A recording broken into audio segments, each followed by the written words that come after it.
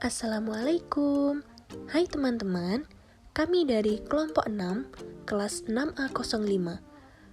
Di video kali ini, izinkan kami untuk memaparkan sedikit materi tentang obligasi, yaitu laba atas transaksi antar perusahaan.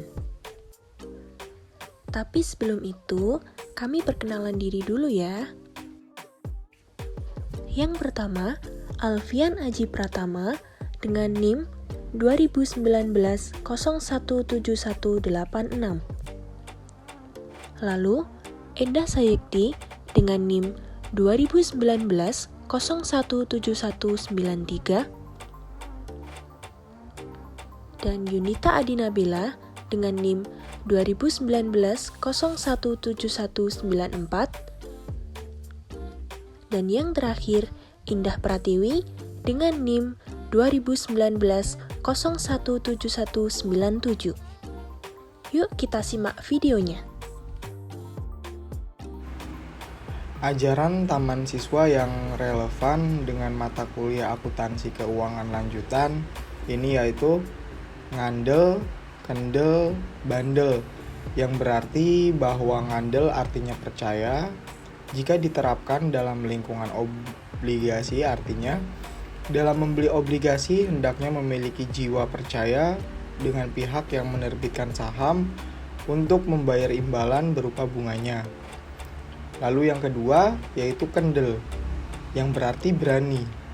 Dalam hal ini berarti pihak pembeli harus berani dalam mengambil risiko baik bagi suatu pihak dalam membeli obligasi. Kemudian yang ketiga, bandel. Bandel tersebut berarti tawakal atau berserah diri setelah berusaha.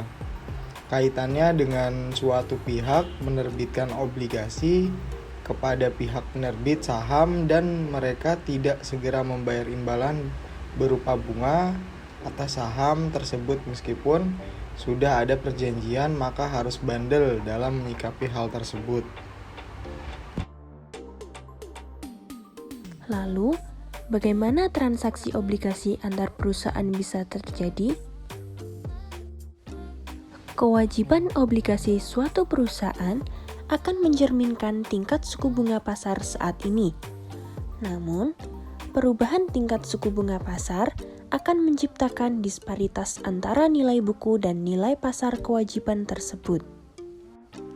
Jika suku bunga pasar meningkat, maka nilai pasar kewajiban akan lebih kecil dari nilai bukunya dan perusahaan penerbit akan merealisasikan keuntungannya. Di sini, perusahaan dapat merealisasi tetapi tidak dapat mengakui keuntungan maupun kerugian atas obligasi yang beredar dengan menebus atau menarik obligasi yang beredar tersebut. Perusahaan induk yang mengendalikan semua pelunasan utang dan keputusan lainnya bagi entitas konsolidasi memiliki opsi sebagai berikut. Yang pertama, perusahaan penerbit atau perusahaan induk maupun perusahaan anak dapat menggunakan sumber-sumber yang ada untuk membeli dan menarik obligasinya sendiri. Yang kedua, perusahaan penerbit atau perusahaan induk maupun perusahaan anak dapat meminjam uang dari entitas non-afiliasi dengan suku bunga pasar dan menggunakan dana tersebut untuk menarik sendiri. Kemudian yang ketiga, perusahaan penerbit dapat meminjam uang dari perusahaan afiliasi dan menggunakan dana tersebut untuk menarik obligasinya sendiri. Lalu yang keempat, perusahaan afiliasi atau perusahaan induk maupun perusahaan anak dapat membeli obligasi dari perusahaan penerbit di mana obligasinya bisa ditarik secara konstruktif. Selanjutnya adalah sebagai contoh yaitu Lockheed Martin Corporation menerbitkan press release pada tanggal 19 Desember 2000 yang mengumumkan pembelian kembali kewajiban utang yang beredar senilai 1,9 miliar dolar yang diperkirakan akan menghasilkan kerugian setelah pajak sebesar 95 juta dolar. Kemudian pada tanggal 26 Juli 2001, press release yang dikeluarkan oleh Chesapeake Energy Corporation menggunakan kerugian luar biasa setelah pajak sebesar 46 juta dolar atas pelunasan utang secara lebih awal pada kuartal yang berakhir pada 30 Juni 2001. Dalam laporan tahunan tahun 2002, Sprint Corporation melaporkan keuntungan luar biasa sebesar 3 juta dolar setelah pajak dari pelunasan utang secara lebih awal. Keuntungan dan kerugian konstruktif atas obligasi antar perusahaan.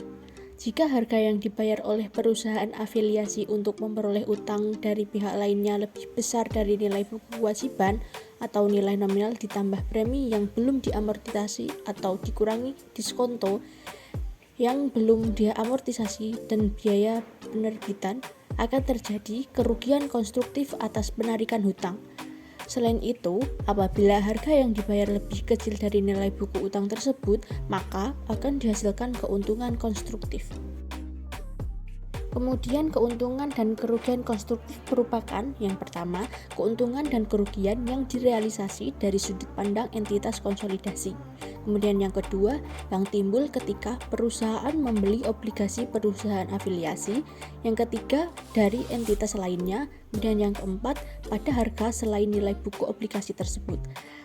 Sebenarnya tidak ada keuntungan atau kerugian dari pembelian obligasi perusahaan afiliasi pada nilai buku atau dari pinjam-meminjam secara langsung di antara perusahaan-perusahaan afiliasi. Selanjutnya, obligasi perusahaan induk dibeli oleh perusahaan anak. Penarikan konstruktif atas obligasi perusahaan terjadi apabila perusahaan afiliasi membeli obligasi yang beredar milik perusahaan induk. Perusahaan anak pembeli mencatat jumlah dibayar sebagai investasi dalam obligasi.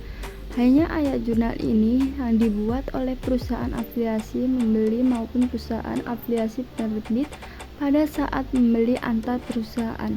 Jadi, setiap keuntungan atau kerugian yang berasal dari penarikan konstruktif tidak dicatat pada akun terpisah perusahaan afiliasi. Perbedaan antara akun kewajiban obligasi dan investasi obligasi pada pembukuan perusahaan induk dan anak mencerminkan keuntungan atau kerugian konstruktif. Sekian pemaparan materi dari kelompok kami. Ada kurang dan lebihnya mohon maaf. Sekian dan terima kasih.